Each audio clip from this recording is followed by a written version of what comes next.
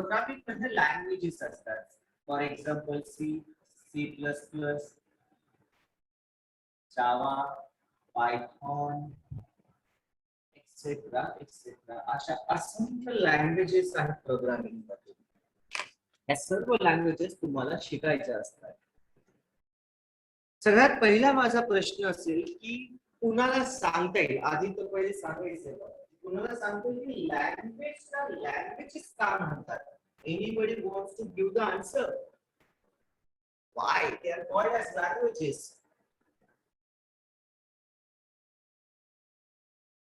कोणाला सांगता येईल? एकाला पण नाही सांगता येते. कम्प्युटर लँग्वेज ने आपण कम्प्युटरशी कम्युनिकेट करू शकतो. कम्प्युटर लँग्वेजच्या मदतीने तुम्ही काय करता? कम्प्युटर सोबत कम्युनिकेट करता. सो या ज्या आहेत यांच्या मदतीने तुम्ही कुणासोबत कम्युनिकेट करताय? कॉम्प्युटर सोबत. कम्युनिकेट करण्यासाठी वापरल्या जात आहेत, म्हणून यांना काय म्हणतात? लँग्वेजेस. हे मी शिकवलं होतं सी मध्ये, पण बऱ्याच मुलं शिकलेच नाही, म्हणून त्यांचा एका मुलाला सांगता आलं. सगळ्यात बेसिक क्वेश्चन आहे या सी लँग्वेजचा की लँग्वेजेसला लँग्वेजेस का म्हणतात हे सांगताच यायला पाहिजे. मग अशा पद्धतीने सी ही लँग्वेज होती, C++ लँग्वेज आहे, जावा लँग्वेज आहे, पायथॉन लँग्वेज आहे. इथे कुठे डीएस लिहिलं आहे? डीएस का लिहिलं नाही तुम्ही C++ सोबत? DS is not a language. DS language नाहीये. तुम्ही म्हणा सर आम्ही सी लँग्वेज शिकलो, आता आम्ही डेटा स्ट्रक्चर लँग्वेज शिकतो. हो, डेटा स्ट्रक्चर लँग्वेज नाहीये, C++ लँग्वेज आहे. डेटा स्ट्रक्चर आहे तरी काय? डेटा स्ट्रक्चर हा असा सब्जेक्ट आहे ज्या सब्जेक्ट मध्ये तुम्हाला डेटा मॅनेजमेंट शिकायची. बिकॉज आपल्या प्रोग्राम मध्ये असंख्य डेटा असतो आणि डेटा म्हणजे माहिती, इन्फॉर्मेशन. या माहितीला, या इन्फॉर्मेशनला तुम्हाला हाताळता यायला पाहिजे. You should be able to manage this data. आणि ही मॅनेजमेंट जी आहे, डेटाला मॅनेज करण्याची जे पद्धती असतात, या सगळं मॅनेजमेंट तुम्हाला या सब्जेक्ट मध्ये शिकवल्या जातात. So what is data structure? Data structure is not a language. It is the management and organisation of the data which you are going to learn in this subject. या विषयामध्ये तुम्हाला data management शिकायचे. अजून थोडक्यात सांगतो, डेटाला कसं manage करायचं हे तुम्हाला या सब्जेक्ट मध्ये शिकवलं जाणार होतं. डेटा हा फक्त सी मध्ये नव्हता, पण डेटा C++ मध्ये पण असतो. डेटा प्रत्येक प्रोग्रामिंग लँग्वेज मध्ये असतो. कुठेच ते जाणार. जावा मध्ये डेटा असेल, पायथॉन मध्ये डेटा असेल. डेटा प्रत्येक प्रोग्रामिंग लँग्वेज मध्ये असतो आणि अशा प्रत्येक प्रोग्रामिंग लँग्वेज मधला हा जो डेटा आहे तो तुम्हाला मॅनेज करता यायला हवा. आणि तो तेव्हाच मॅनेज करता येईल जेव्हा तुम्ही डीएस शिकता. So data structure is not the subject, it is the management of the data. By learning the management of the data you can manage the data in any language. So DS is very important. DS शिकल्यानंतर तुम्हाला प्रत्येक programming मध्ये data management आणि organisation जमणार आहे. खूप महत्त्वाचा विषय आहे हा. So data structure is not a language. तर थोडक्यात जर म्हणायचं झालं की डेटा स्ट्रक्चर म्हणजे नेमकं काय, मी तुम्हाला अतिशय थोडक्यात शॉर्टकट मध्ये अर्थ सांगून देतो. It is data management.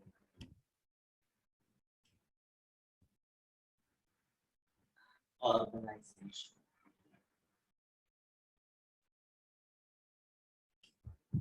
आता इथून पुढे जर कोणी विचारलं की डेटा स्ट्रक्चर लँग्वेज आहे का, आहे नाही. तो काय आहे डेटा स्ट्रक्चर? डेटा स्ट्रक्चर मध्ये काय शिकतात तुम्ही? डेटा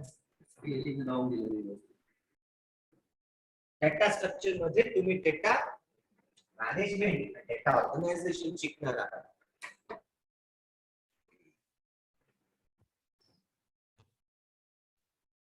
जायचं पुढे.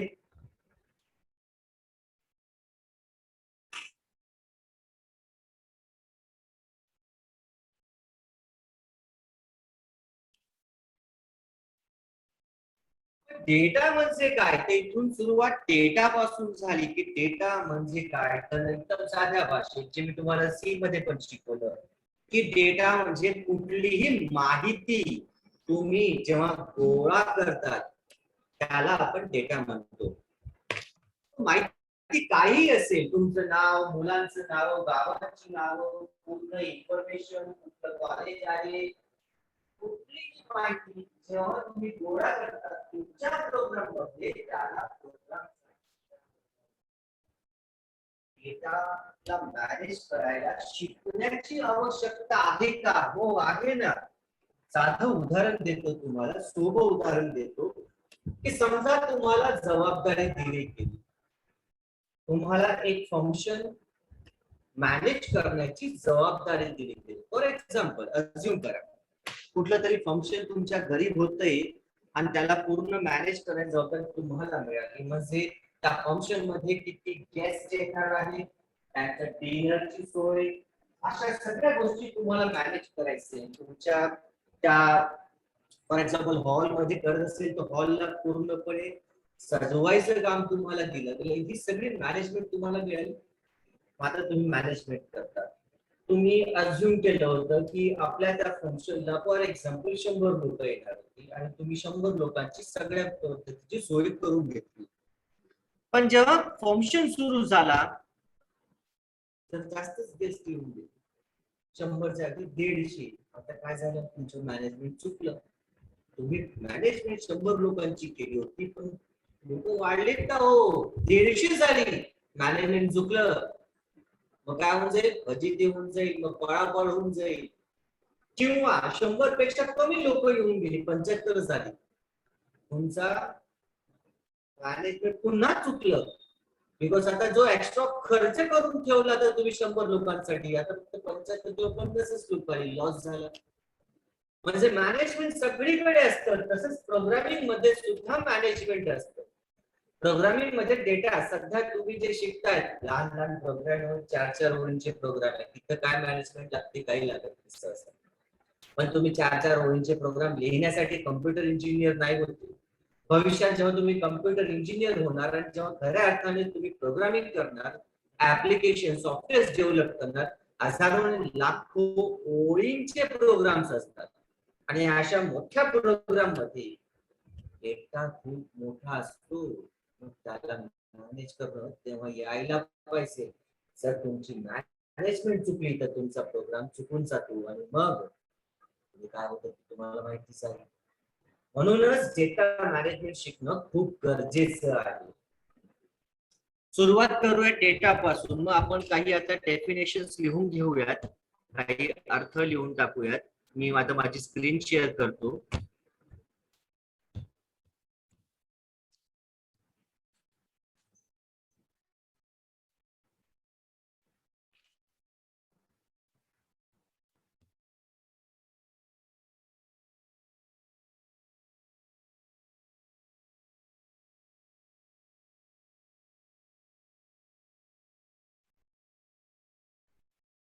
So what is data? Data is a collection of numbers, alphabets, or symbols combined to represent some information. ही माहिती काय असते तर त्यात नावं असतील, नंबर्स असतील, अल्फाबेट्स असतील, काही सिम्बॉल्स असतील, हे सगळे मिळून एकत्र करून इन्फॉर्मेशन तयार होते. इन्फॉर्मेशन म्हणजेच data. A computer takes raw data. Raw material म्हणजे काय? मला सांगते, रॉ मटेरियल जेव्हा आपण काहीतरी मॅन्युफॅक्चरिंग कंपनीमध्ये जातो, रॉ मटेरियल पडलेलं असतं बघा. तसाच डेटा सुद्धा रॉ असतो सुरुवातीला. Computer takes raw data as an input, आणि इनपुट घेतल्यानंतर त्याला तो प्रोसेस करतो आणि प्रोसेस केल्यानंतर आउटपुट मिळतं जे रिफाइंड डेटा असतो, म्हणजे युजफुल डेटा, कामाचा data. So let us go to the board again. तुम्हाला मी सी मध्ये पण शिकवलं होतं. कम्प्युटर इंजिनिअरिंग म्हणजे फक्त 3 शब्द सांगितले होते कम्प्युटर इंजिनिअरिंगचा अर्थ. सांगा बरं, कोणी सांगते का? Input output.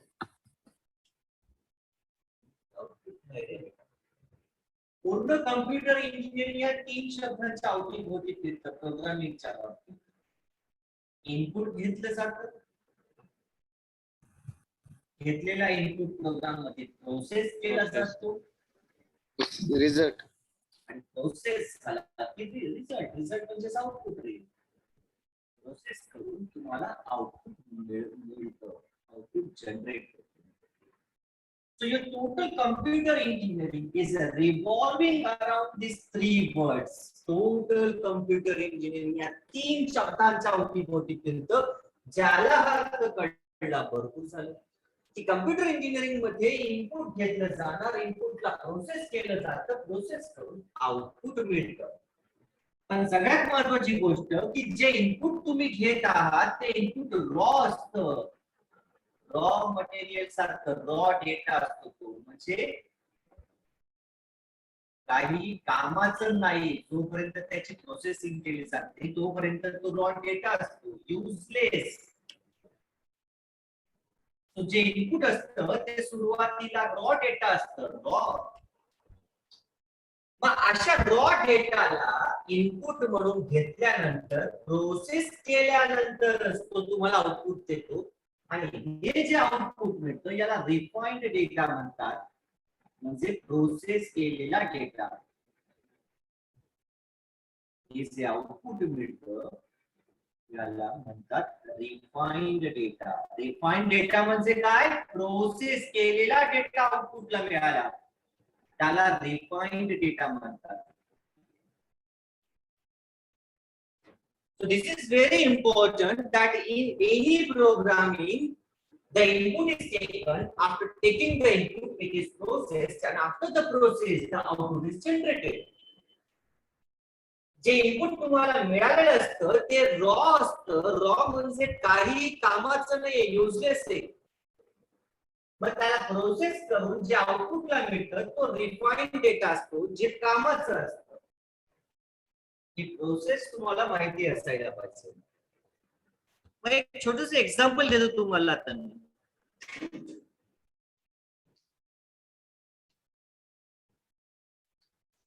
फॉर एक्झाम्पल मला काय करायचं, सर्वे करायचं. सर्वेसाठी मी 1-2-3 मुलं कामाला बोलवली माझ्याकडे. त्यांना सांगितलं बेटा त्यांच्या हातात मी फॉर्म्स दिले, जनरल जसे तुम्ही फॉर्म्स भरतात आपल्या असतात, फॉर्म्स घेऊन ते जातात. आणि मी त्यांना सांगितलं कुठल्या तरी कॉलेजमध्ये जा, त्या कॉलेजच्या सर्व विद्यार्थ्यांचे इकडनं हे फॉर्म्स भरून आणा सर्वेसाठी. तर समजा फॉर एक्झाम्पल ते मुलं गेली पॉलिटेक्निक कॉलेजमध्ये गव्हर्नमेंटला, आणि तिथून जेवढी मुलं त्यांना भेटली त्यांचे फॉर्म्स भरून माझ्या टेबलवरती आणून ठेवून दिले.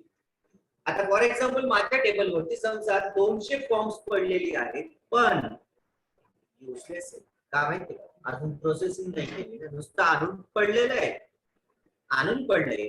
आता मग मी बसणार, मग मी काय करेल, ते सगळे फॉर्म्स सॉर्ट आउट करेल. एकी साईडला त्याच्यामधून कम्प्युटरचे फॉर्म्स एका बंच मध्ये ठेवतो, मेकॅनिकल इंजिनिअरिंगचे फॉर्म्स एका बंच मध्ये ठेवले, इलेक्ट्रिकलचे एका बंच मध्ये, सिव्हिलचे एका बंच मध्ये.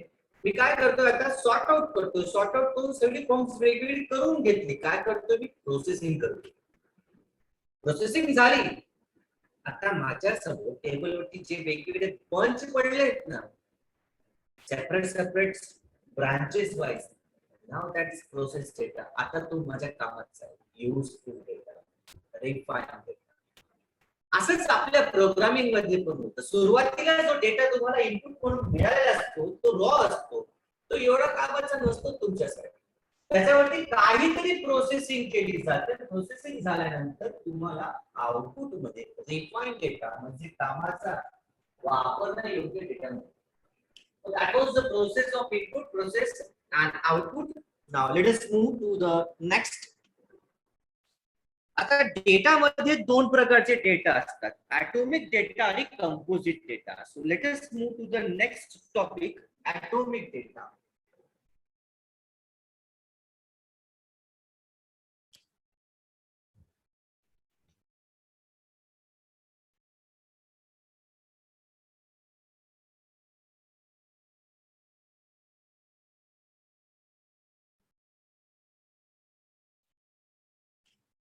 Atomic data.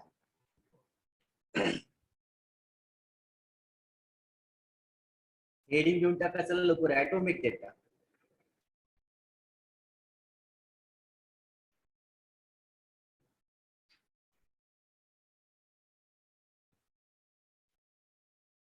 So atomic data म्हणजे असा डेटा जो पुढे फर्दर डिवाइड केला जाणार नाही किंवा करता येत नाही. असा डेटा जो पुढे अजून डिवाइड करता येणार नाही, म्हणजे त्याच्यातून छोटे छोटे पार्ट्स बाहेर काढता येत नाही, तर तो ऍटॉमिक झाला. आणि कंपोजिट डेटा जो आपण पुढे शिकूया, असा डेटा जो पुढे जाऊन डिवाइड करता येईल अजून वेगवेगळ्या पार्ट्स मध्ये, त्याला कंपोजिट डेटा म्हणतात. ऍटॉमिक डेटाचं फॉर एक्झाम्पल लिहू नका, आता समजून घ्या. फॉर एक्झाम्पल एखादी संख्या लिहिलेली 123, 123, 123 ही संख्या लिहिली. आता ही संख्या ऍटॉमिक डेटा आहे का माहिती का? या पुढे डिवाइड करता येणार, याचे पुढे छोटे छोटे पार्ट्स बनवता येणार. तुम्ही म्हणून बनवता येतील ना, त्याच्यातून डिजिट्स वेगवेगळे काढला, हा एक काढला, मग दोन, तिघ डिजिट सेपरेट करून टाकले सर आपण. झाले नाही ते पुढे डिवाइड, हो झाले, पण अर्थ राहिला नाही का? आता अर्थ बदलून गेला ना. ती 123 संख्या होती, त्याच्याबद्दल तुम्ही जर डिजिट डिजिट सेपरेट करून टाकले तर ही संख्या एक आहे, ही दोन आहे, तीन आहे, 123 कुठे गेला? डेटा लॉस झाला. डेटा लॉस झाला, अर्थ काही उरतच नाही, सो मिनिंगलेस. सो नाही, 123 संख्या ही संख्या ऍटॉमिक डेटा आहे, तिला पुढे डिवाइड करता येणार नाही. फॉर एक्झाम्पल समजा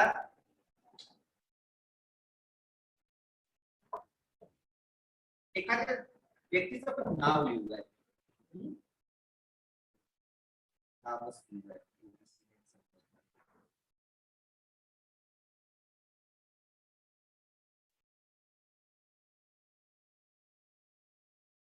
फॉर एक्झाम्पल एखादी व्यक्तीचं नाव आहे.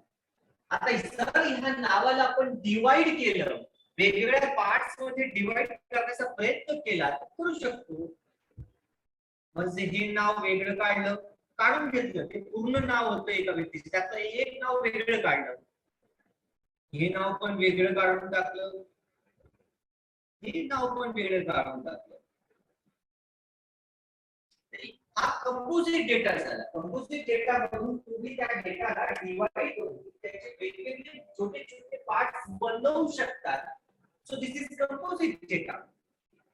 पण या कंपोजिट डेटा मध्ये हा जो आहे सिंगल सुमित नावाचा जो शब्द आहे, हा ऍटॉमिक डेटा आहे. बिकॉज सुमितला जर आपण डिवाइड करण्याचा प्रयत्न केला वेगवेगळ्या कॅरेक्टर्स मध्ये, now again it is meaningless. काय अर्थ होत नाही.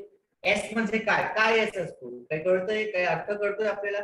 यू म्हणजे काय, काय अर्थ कळतोय? काय अर्थच राहत नाही. ते अल्फाबेट्स आहेत, पण अर्थ राहतोय का? नाही राहते. म्हणजे या नावाला जर पुढे अजून डिवाइड करणार, तुम्ही म्हणत तर आता एक एक कॅरेक्टर मध्ये डिवाइड करून टाकू, करा ना तुम्ही, पण अर्थ उरत नाहीये.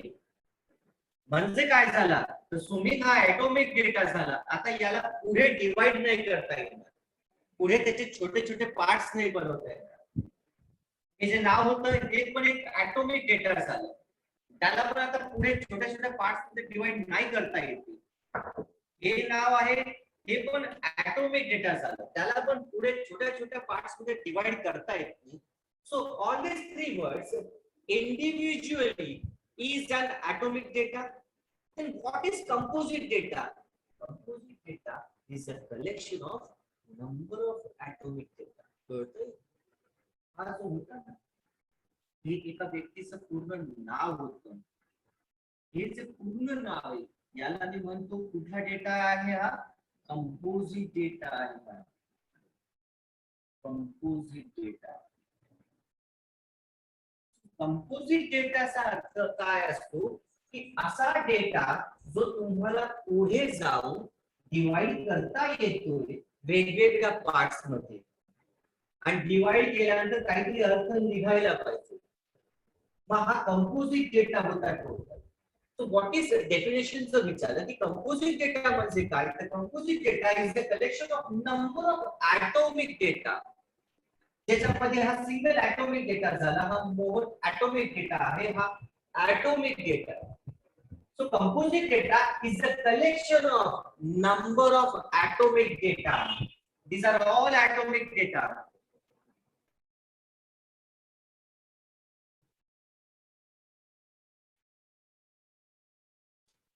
So थोडक्यात आणि साध्या भाषेत समजवण्याचा प्रयत्न करतो असा डेटा जो पुढे डिवाइड होणार नाही आणि केला तर अर्थ उरणार नाही त्याला काय म्हणणार आता तुम्ही बोलत हो मला ऐकू दे तुमचा आवाज ऑटोमॅटिक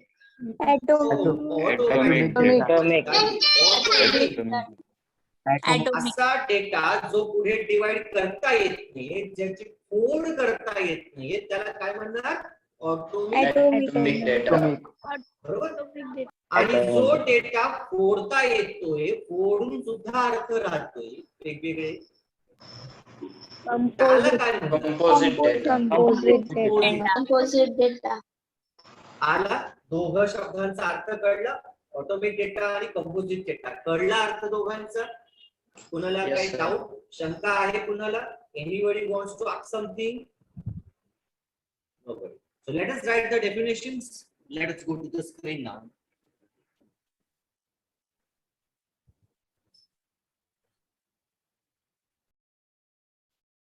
So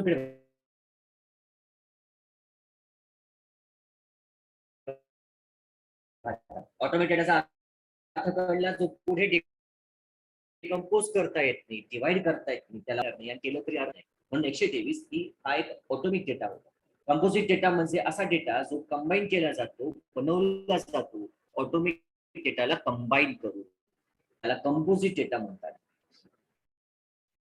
सो या ठिकाणी इट इज अ कंपोजिशन म्हणजे combination composition of what composition of number of atomic data composite data काय असतो कॉम्बिनेशन ऑफ काय असतो automated and hence it can be further divided into automatic data आणि असा composite data पुढे फोड करून त्याला नंबर ऑफ पार्ट्स मध्ये डिवाइड करता येईल आणि फोड केल्यानंतर जो नंबर ऑफ पार्ट्स बनतात ते काय असतात ते ऑटोमेटेड डेटा असतात फॉर एक्झाम्पल जे फळ्यावरती समजलं तेच लिहून दिलं suppose let us consider a name of a person हा पूर्ण एक डेटा आहे एकाच व्यक्तीचं सिंगल नाव आहे ना हे So it is a single data, but it has 3 atomic data inside it. मग असा डेटा जो ऑटोमिक डेटाला कंबाईन करून बनवला जातो त्या डेटाला कंपोजिट डेटा म्हटला जातो म्हणून हा कंपोजिट डेटा होता या कंपोजिट डेटाची जर फोड केली तर आपल्याला काय मिळतं number of atomic data as Mohan and Patil 3 levels. एक फिगर आता आपल्याला बोर्ड वरती काढायची हे झाले लिहून सगळ्यांचं let us draw a figure a small figure to explain it again more clearly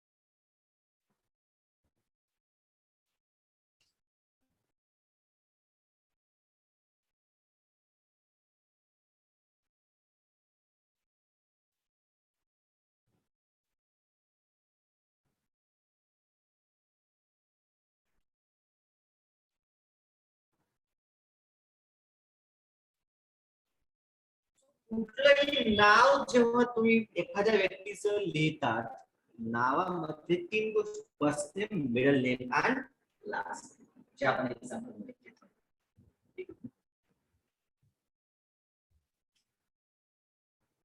आता समजा मी विचारलं व्हॉट इज नेम कुठल्याही व्यक्तीचं जे नाव तुम्ही लिहितात नेम काय असतं composite data.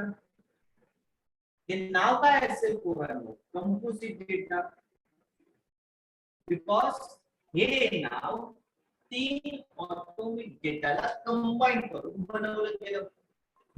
So name is always a composite data. पण मी जेव्हा विचारतो what is first name, what is first name, कुठल्या प्रकारचा डेटा आहे first name. atomic data. Atomic data. Atomic data.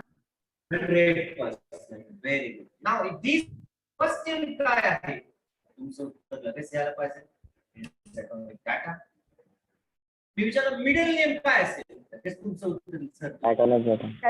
Atomic data. Last name काय आहे again Atomic data. But when I combine all these three things together, त्या तिघांना जेव्हा combine केलं तर काय तयार होईल. Composite data. data. Name, and name is a composite data. Draw the figure.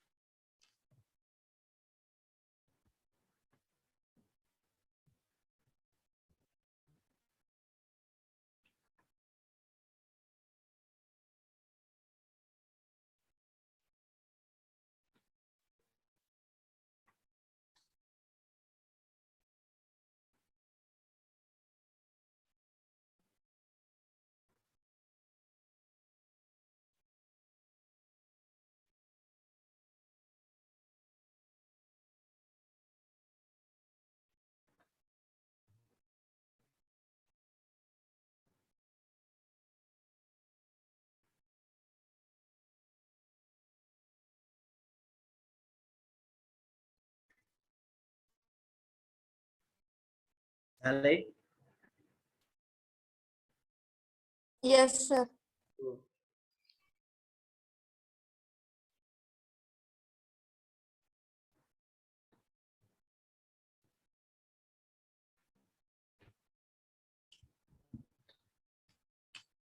मुलांना डेटा म्हणजे काय ते महत्वाचं होतं जे आपण लिहून घेतलं.